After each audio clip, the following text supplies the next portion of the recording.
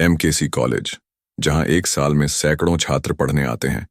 लेकिन पिछले एक महीने में कुछ ऐसा हुआ जो किसी हॉरर फिल्म से कम नहीं। 3 होनहार स्टूडेंट्स ने आत्महत्या कर ली। कोई नोट नहीं, कोई सुराग नहीं, लेकिन एक कॉमन बात। तीनों ने अपनी डायरी में लिखा था, मैं नहीं हूं, कोई मेरे अंदर है। कॉलेज में अफवाह फैल गई, कोई आत्मा का साया है या फिर मानसिक तनाव। ACP जोया को केस सौंपा गया। जोया की पहली नजर पड़ी कॉलेज की क्लासरूम, लैब और CCTV पर। CCTV में कुछ असामान्य दिखा। तीसरे स्टूडेंट ने मौत से एक दिन पहले क्लास के बाद 3 घंटे एक ही जगह पर बिना हिले बैठे रहा।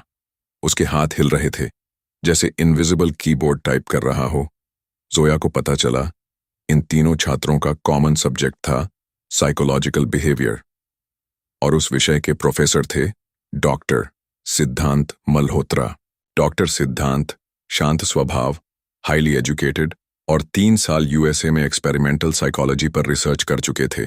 उन्होंने कॉलेज के एक हिस्से में बिहेवियर लैब बनाई थी, जहां केवल चुने हुए छात्र ही जा सकते थे। ACP जोया को लैब में मिला एक पुराना ऑडियो टेप, जिसमें एक छात्र की आवाज थी, मैं जाग रहा हूं, लेकिन सपने में हूं, वो मुझसे बात कर रहा है। मेहुल, वो अकेला छात्र था जो प्रोफेसर के ग्रुप का हिस्सा था, लेकिन आज तक जिंदा था। जोया ने उससे बात की और वो कांपते हुए बोला, मैम, प्रोफेसर हमसे कुछ एक्सपेरिमेंट करवा रहे थे, कहते थे ये सब माइंड एक्सपेंशन है। पर कुछ सेशंस के बाद मेरी नींद उड़ गई और मुझे लगने लगा कि कोई हर वक्त मुझे देख रहा है। मेरे ख्वाब भी बदलने लगे, मैं खुद को मारता देखता। जोया अब साफ समझ गई, ये हादसे नहीं, सिस्टमैटिक माइंड गेम थे। जोया ने प्रोफेसर की लैब में छानबीन शुरू की। वहां मिली एक file, project X, subconscious suggestion therapy.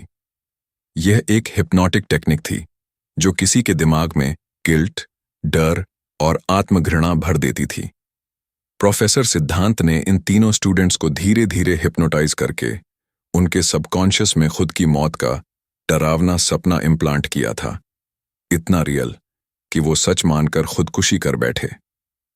जब जोया ने सिद्धांत से पूछा, तुमने ये क्यों किया, उसने सिर्फ मुस्कुराते हुए कहा, साइंस और मानसिक शक्ति की हद कहां है, कोई जानता है क्या? जोया ने लैब सील करवाई।